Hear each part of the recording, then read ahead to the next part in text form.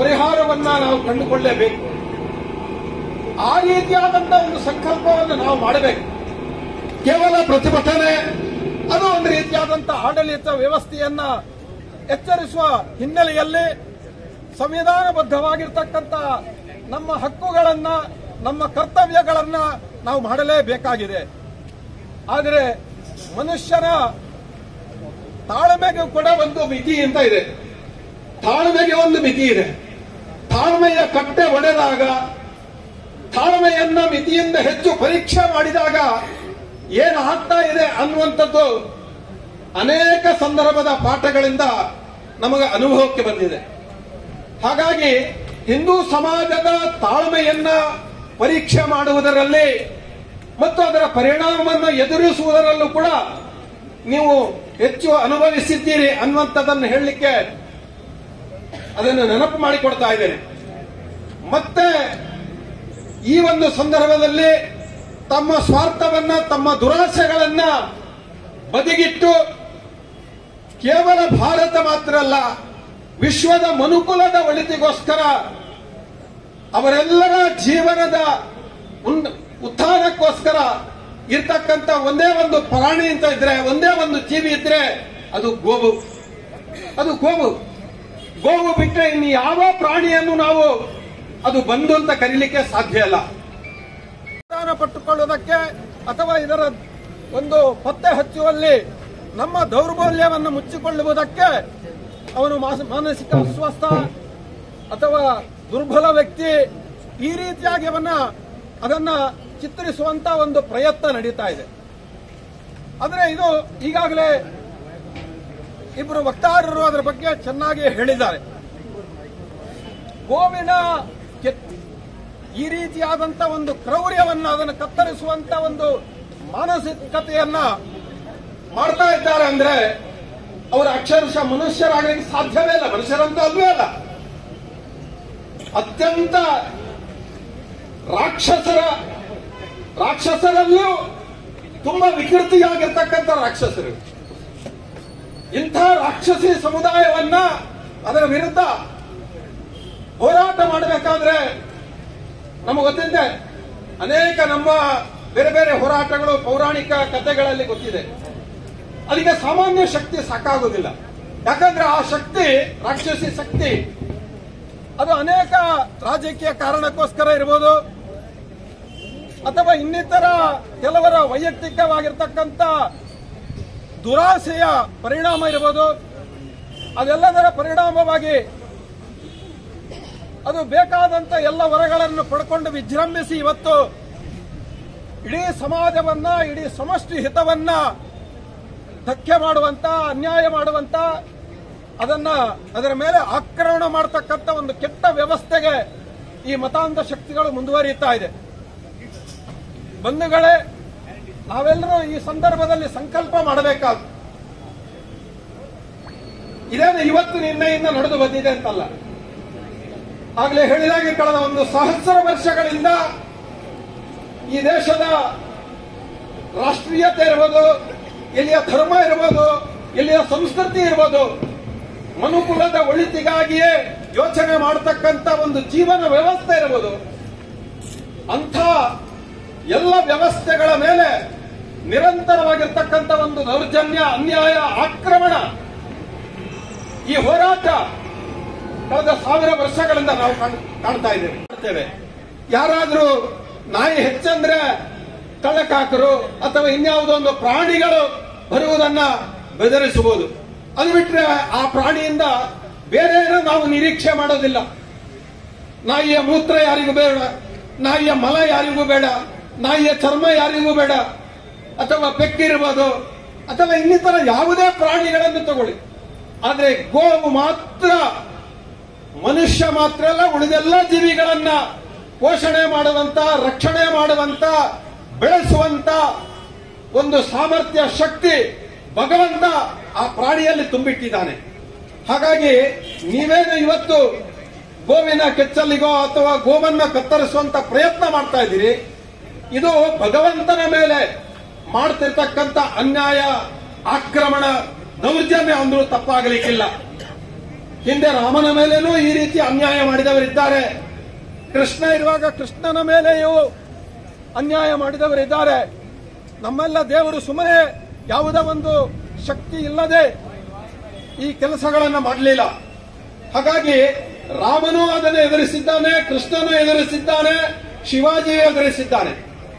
ನಮ್ಮ ಪರಂಪರೆಯ ಹಾಗೆ ದುಷ್ಟ ಶಕ್ತಿಗಳ ವಿರುದ್ಧ ತೊಡೆತಟ್ಟಿ ಸಮಷ್ಟಿ ಹಿತಕ್ಕೋಸ್ಕರ, ಮನುಕುಲದ ಕಲ್ಯಾಣಕ್ಕೋಸ್ಕರ, ಈ ಪ್ರಕೃತಿಯ ಉಳಿವಿಗೋಸ್ಕರ ಟೊಂಕ ಕಟ್ಟುವಂತ ಜೀವನ, ಅದೇ ನಮ್ಮ ಬದುಕು, ಅದೇ ನಮ್ಮ ಜೀವನ.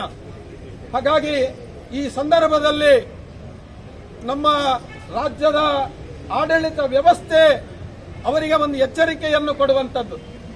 ನಿಮ್ಮ ರಾಮನ ಹಿಂದೆ ಸಿದ್ಧ ಅನ್ನತಕ್ಕಂಥ ಹೆಸರಿದೆ, ಆದರೆ ನೀವು ಯಾವುದರಲ್ಲಿ ಸಿದ್ಧ? ನೀವು ಸಿದ್ದರಾಮಯ್ಯ ಆದ್ರೆ ಸಾಲದು, ನೀವು ಶುದ್ಧವಾದಂತ ರಾಮಯ್ಯ ಆಗಬೇಕಾದ್ರೆ ನಿಮಗೆ ಗೋವು ಅನಿವಾರ್ಯ.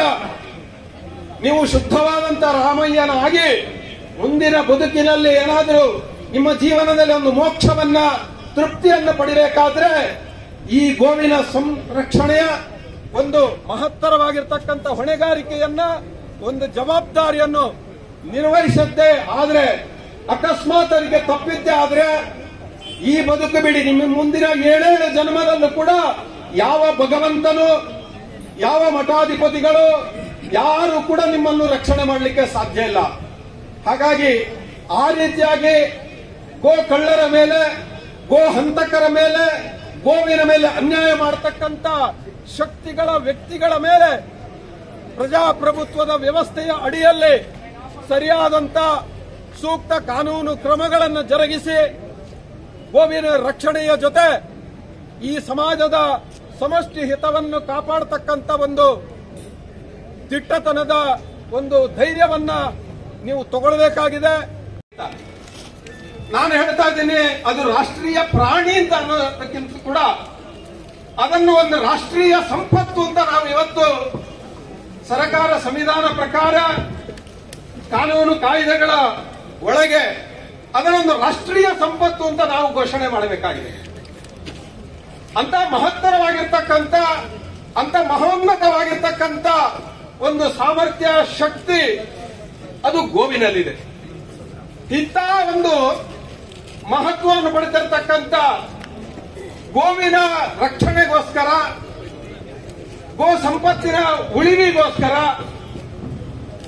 ಬಹುಶಃ ನಾವು ಇವತ್ತು ಬೀದಿಗಿಳಿದು ಹೋರಾಟ ಮಾಡುವಂಥದ್ದು, ನಮ್ಮ ಅನೇಕ ಕಾರ್ಯಕರ್ತರು ಅದರ ಜೀವ ಸಂರಕ್ಷಣೆಯಲ್ಲಿ ಜೀವವನ್ನು ಕಟ್ಟದಿದೆ, ಜೈಲು ಪಾಲಾದದ್ದಿದೆ, ಸಾಕಷ್ಟು ಕಷ್ಟ ನಷ್ಟಗಳನ್ನು ಅನುಭವಿಸಿಕೊಂಡು ಇಂಥ ಗೋವಿನ ಸಂರಕ್ಷಣೆಯನ್ನು ಮಾಡಬೇಕಾದಂತ ಒಂದು ದುಸ್ಥಿತಿ ನಮ್ಮ ಸ್ವತಂತ್ರ ಆಡಳಿತ ವ್ಯವಸ್ಥೆಯಲ್ಲಿ ಇವತ್ತು ಕಂಡು ಬರ್ತಾ ಇರುವುದೊಂದು, ಇದೊಂದು ವಿಪರೀತವಾಗಿರ್ತಕ್ಕಂಥ ಪರಿಸ್ಥಿತಿ. ಬಂಧುಗಳೇ, ಇಂಥ ಒಂದು ಪರಿಸ್ಥಿತಿಯಲ್ಲಿ ಇವತ್ತು ಗೋವಿನ,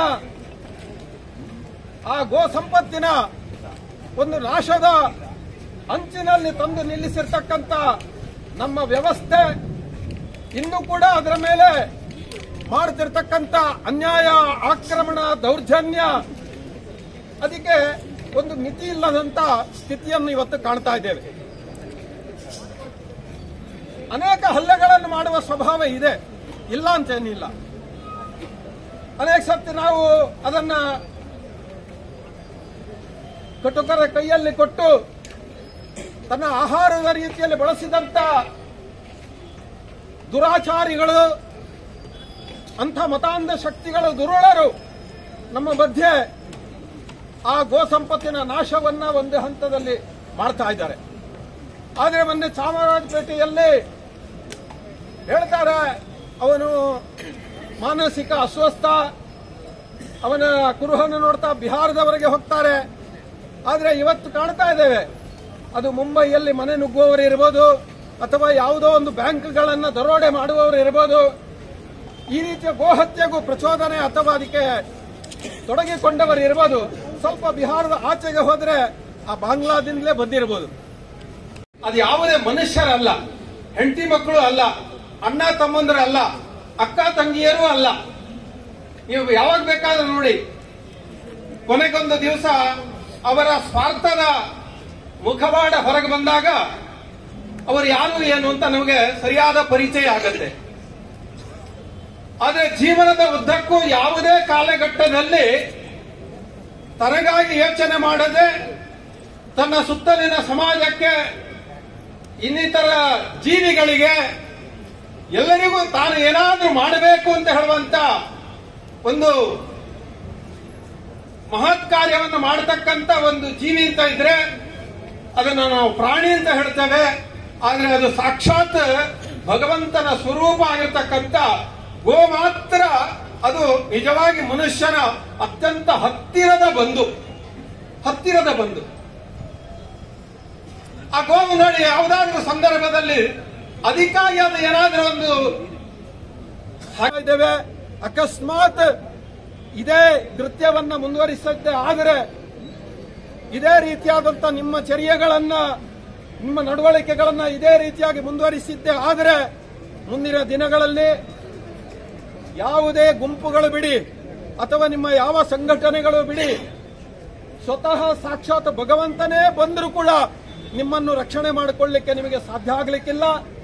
ಆ ರೀತಿಯಾದಂತ ಒಂದು ಅಸುರಕ್ಷತೆಯ ಕಡೆಗೆ ನೀವು ಹೋಗದೆ ಇನ್ನುಳಿದಂತ ದಿನಗಳಲ್ಲಿ, ಇನ್ನುಳಿದಂತ ನಿಮ್ಮ ವ್ಯವಸ್ಥೆಯಲ್ಲಿ ಸಮಾಜದ ಹಿತವನ್ನ, ರಾಷ್ಟ್ರದ ಹಿತವನ್ನ, ತನ್ಮೂಲಕ ಇಡೀ ಸಮಷ್ಟಿ ಹಿತಕ್ಕೆ ಒಂದು ಜೀವಿಯಾಗಿದ್ದಿರತಕ್ಕಂಥ ಗೋವಿನ ಸಂಪತ್ತನ್ನ ಸಂರಕ್ಷಣೆ ಮಾಡತಕ್ಕಂಥ, ಅದರ ಎಲ್ಲ ಮಾನ ಪ್ರಾಣಗಳ ಸಂರಕ್ಷಣೆ ಮಾಡಬೇಕು ಅನ್ನತಕ್ಕಂಥ ಒಂದು ಆಗ್ರಹವನ್ನು ಮಾಡ್ತಾ, ಈ ಆಗ್ರಹಕ್ಕೆ ಇಡೀ ಸಮಾಜ ಮುಂದಿನ ದಿನಗಳಲ್ಲಿ ಕಂಕಣಬದ್ಧವಾಗಿ ಕಾಲ ಕಾಲಕ್ಕೆ ಇದನ್ನು ಎಚ್ಚರಿಸುವಂತ ಒಂದು ಪ್ರಯತ್ನವನ್ನ ನಾವು ಮುಂದೆ ಮಾಡವರಿದ್ದೇವೆ, ಹಿಂದೆನೂ ಮಾಡಿದೆ.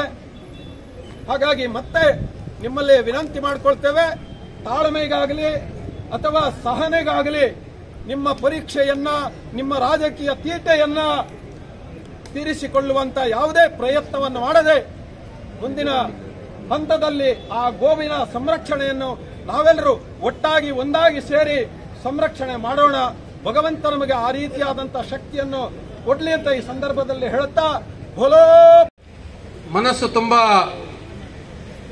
ಭಾರ ಮಾಡಿಕೊಂಡು ನಾವಿಲ್ಲಿ ಸೇರಿದ್ದೇವೆ. ಒಬ್ಬ ಮನುಷ್ಯ, ಅವನ ನಡವಳಿಕೆಯಿಂದ, ಅವನ ಮನುಷ್ಯತ್ವ ಇತ್ಯಾದಿಗಳನ್ನು ನಾವು ಇನ್ನೊಬ್ಬರು ತುಂಬಾ ಹತ್ತಿರ ಪ್ರೀತಿ, ವಿಶ್ವಾಸ ಇದೆಲ್ಲ ಪ್ರಕಟ ಆಗುವುದು. ಅದಾದ ನಂತರ ಅವನ ವರ್ತನೆಗಳಾಗುವುದು.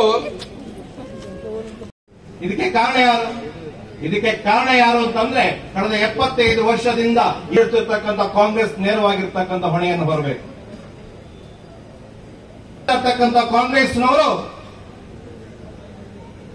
ಇವತ್ತು ಬಾಯಿ ಮಾತಾಡ್ತಾರಲ್ಲ, ಸಿದ್ದರಾಮಯ್ಯರು, ಡಿ.ಕೆ. ಶಿವಕುಮಾರ್ ಅವರು ಪುಂಖಾನುಪುಂಖವಾಗಿ ನಮ್ಮ ವಿರುದ್ಧ ಮಾತಾಡ್ತಾರಲ್ಲ, ಹಿಂದೂ ಸಮಾಜ